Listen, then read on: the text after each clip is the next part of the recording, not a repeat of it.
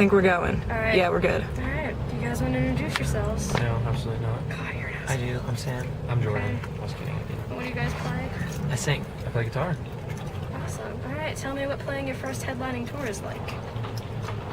So far, it was an hour of sweat-drenched insanity. That's good. Hopefully another hour tonight. Similar to, I feel like, dreaming in a sauna.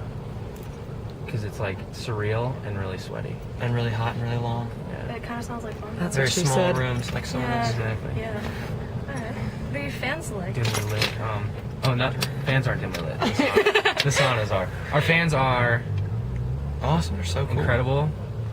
Very loyal, very loving. They're smart, Caring. dedicated. They're funny. They're witty. interesting. Great fashion. Basically sense. everything we look for in a woman. Convenient. If we could marry our fan base as a whole entity, I don't think we would. But They're underage. the idea of it's kind of cool, maybe. The metaphor. I think they're 12. Hey, my dad likes our music, so I'm not saying I would marry my dad. I'm not saying that. I'm I'd just saying. marry Greg. I'd look into it. What do you guys have in store for your fans on your upcoming albums? It's going to be a lot of kind of maturity and growth. We've definitely taken huge steps as musicians and as songwriters, and I think we're finally kind of getting into less focus on what we want to sound like and more on just kind of like the organic product that's created. Definitely we're working harder at developing songs. The songs are going through several more steps, and usually it was just like you write a song and be like, oh, okay, yeah, let's do that, and take it to a producer, and then the finished product was done 2 days later. Yeah, exactly. So now the songs are very much more developed and thought out, and they're run through several other channels, which really allows kind of, I think, the most creative potential for them. And the final product we release is going to be something we're proud of. We're not going to settle anywhere in any step. So within your new material, what are the themes, ideas, and messages you are hoping to convey within your music? I mean, I think there's definitely kind of a lot of sort of variety within the themes that we're using. I mean, I think we're still young bands, and so I think there's still very much a youthful element to it, but certainly we've done a lot of growing in the last year and a half and a lot of maturing, and we've seen parts of the world and experienced types of people and types of relationships that we've never had a chance to before, and I think all of that is kind of going to be present and apparent in the upcoming album. I think keeping that youthfulness is important, though, because you are a young band, so what's Exactly. the point in Yeah, trying you know, to... we'll write. We don't need to write We'll about write, we'll write Yeah. nostalgic, You'll looking write about back that on when you're at that age. Yeah, when I'm Yeah. 28. All right, what are a few reasons someone who hasn't heard your band should give your music a listen? Because it'll teach them things about themselves that they didn't realize they already knew. That was deep. Cool. Snaps. Can you follow that one? I can't. That's why you answered it. I just thought of it. It's this blazer. And All my inspiration is coming from that It's blazer. Seafoam. Seafoam green. It's Oh, seafoam. I yeah. just have a seafoam guitar and I still cry because Yeah, it's seafoam, that's kick-ass. I mean, I'm going to Fishtown, that's Hipsterville. I had to wear my blazer. How do you guys deal with negative feedback? We retweet it. kill them always with good. kindness, man. That's the ballsy thing to do, like No. liking the Facebook status about you. I don't know, there's this weird part of me that gets excited about it because I feel like that when people start saying negative things, I mean, that just means you're reaching more people. Yeah, exactly. I think it's kind of very much in more of a, like, one of my favorite poets said it best, I think. He said, I'm gonna tell them what Banks told me, go ahead, switch the style up, and if they hate, then let them hate and watch the money pile up. Amen. That was Amen. Thoreau, Yeah. I believe. 50 Cent. 50 Cent. It's Curtis. Distant relative. Curtis. You just said Thoreau because that's the only poet you know. False. Jimmy. Cisco. The Bong song. What moment in particular sticks out to you on your journey so far? Yesterday is definitely gonna be a pretty Yesterday, vibrant one. It's not one that I'm liable to forget for a jump very right long on the time. list. Alright, well, what happened yesterday? First ever headlining show, sold out, Boston. Boston's a good concert city. It is excellent. It's one of the best scenes in the US right now, I think. Philly's pretty kick-ass. Philly is... Philly you have to- rolls. you have to, Philly's like, It looks pretty good right Philly's now. bringing it No, so yeah. far. You gotta go deep. Philly was the first show on the tour to sell out, which Yeah, is... I saw we didn't get tickets. Yeah. Sad life. Yeah, oh well. I graduate tomorrow, so I mean, From law school? yeah. Cool. Because of the blazer. You should hook me up. I know. Something. I miss that. Prenup or something. right, your amazing race, as people are calling it, to split into teams and follow tours across the country and promote new listeners is widely considered to be the greatest thing you could have done for your career. What inspired you to do this, and do you personally believe it has influenced your careers? Yeah, I know what inspired Sam to do it because I know when he thought of it. I know where he was. Where was I? Frozen food section At at Hy-Vee. Hy-Vee. Yes, he knows it.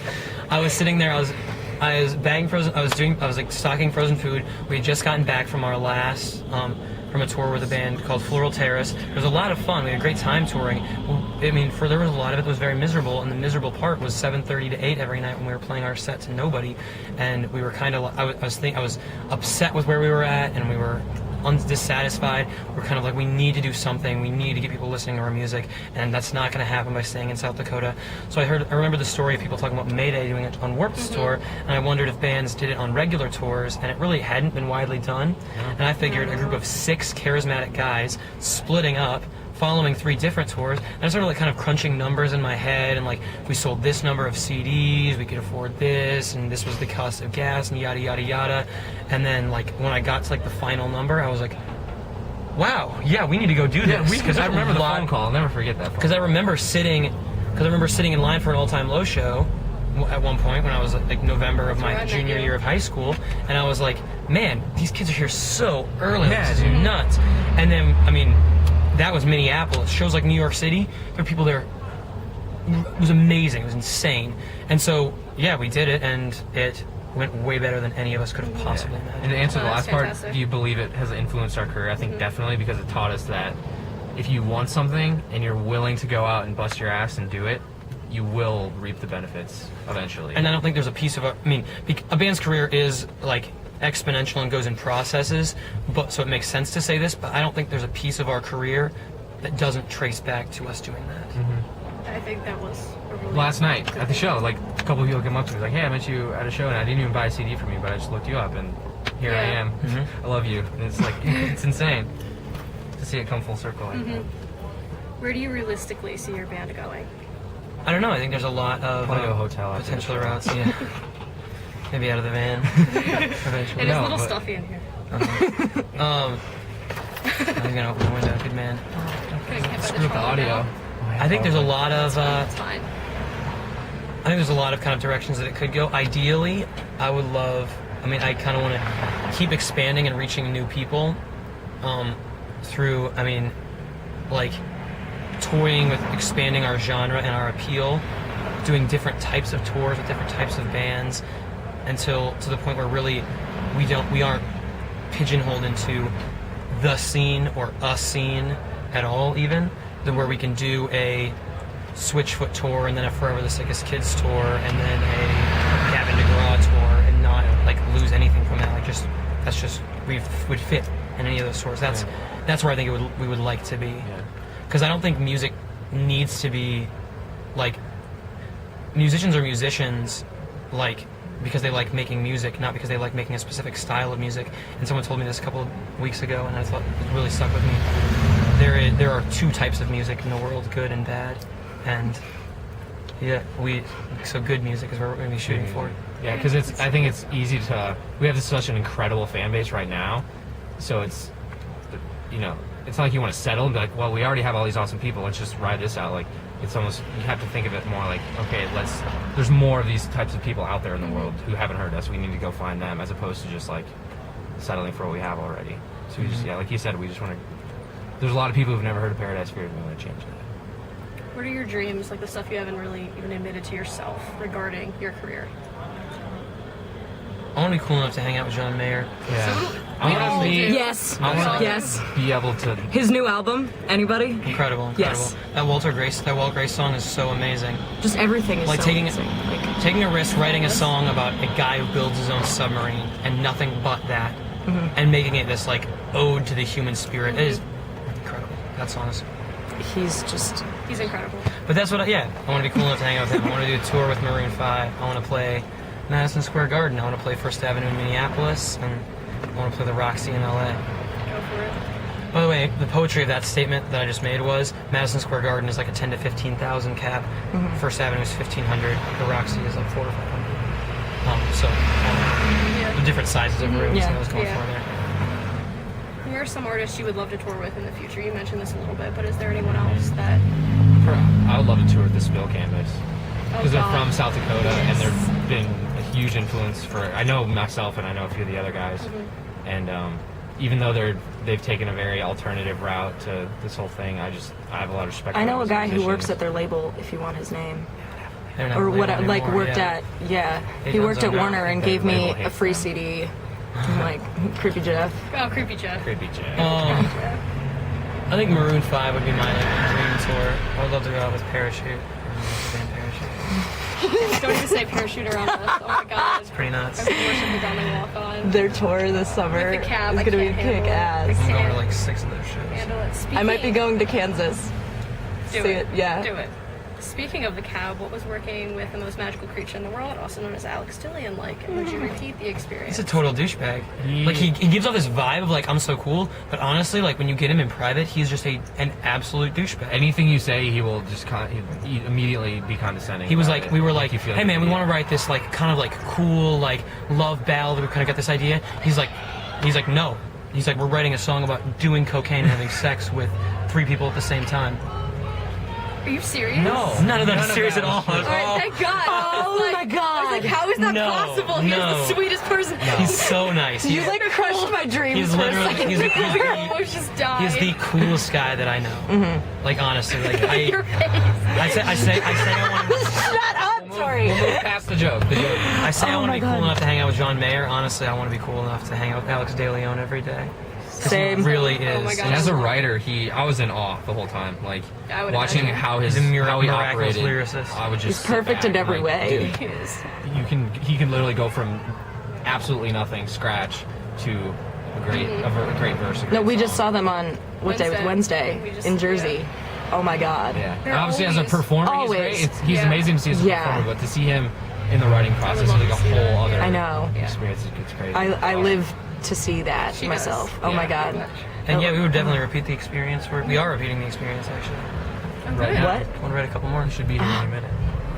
Don't even joke about Don't that. even. No, I know. you can't joke about Alex showing up places when I'm here. He's her man. All right, how do you guys stay sane with like how many of you? Because there's 6 of you in the band. Six How many band, of you 2 are in the crew. There's van? 8 of us. In this In van. this van. Yes, Who's which Teddy? sounds horrible, but we've done much worse. It's my Teddy, by the way. Oh, Oh. he's cute. I really like Wachowski. him. Of course. You have a pillow pet. How do we stay sane? Well, it's interesting. A lot of people think that having 6 members is like a disadvantage, but I've always kind of viewed it as. Do you guys want Yeah, coffee? if you guys go ahead, it's fine. Yeah. Well, we probably need. We have another interview. Yeah, so we're not and gonna what do we really have? 2 get questions Okay, left? yeah, you have We'll be 2 quick. questions. Basically, like the fact that we have 6 people and the fact that we all have such different personalities. Like, if I'm upset at Sam, I'll go talk to Lucas. If I'm pissed at Michael, and not like we're always furious at each other, but it's like not even if you just there's so much variety. Like, if I want to go have a deep philosophical conversation, I'll find Michael. If I want to bullshit or about something, I'll find Lucas. Like it's cool to have so many different personalities in one little space. Right, and lastly, what advice can you give to other startup bands dreaming of making it big like you guys seem to be on the road to doing? Don't let anybody tell you what the smartest thing to do is, which is a huge paradox because I'm Yeah. now about to give you more advice. Don't be afraid to invest everything you have in yourself. You should invest if it's worth doing to you, then invest all of your time, money, and energy into it because that's what you have Even to if do. it seems a little crazy. And I think especially the money one is hard for people to get over, but you have to spend money on yourself if you want to really go out and do something. So, I mean, like, spend money working with a great producer because the product is going to be that much better. Yep. And music is your currency when it comes, like, if you're a band, music becomes your currency. So you can't put a price on a It's great an sounding investment. product. Yeah, you invest in your own product. So close. That is terrifying. I'm glad I moved it. Yeah, absolutely. Bad news bears. All right, thank you guys for your time. Can we just get a Yeah, quick yeah. picture for the article? Yeah, Is for that sure. okay? Yes. Yeah, you just click All it right, off. yeah.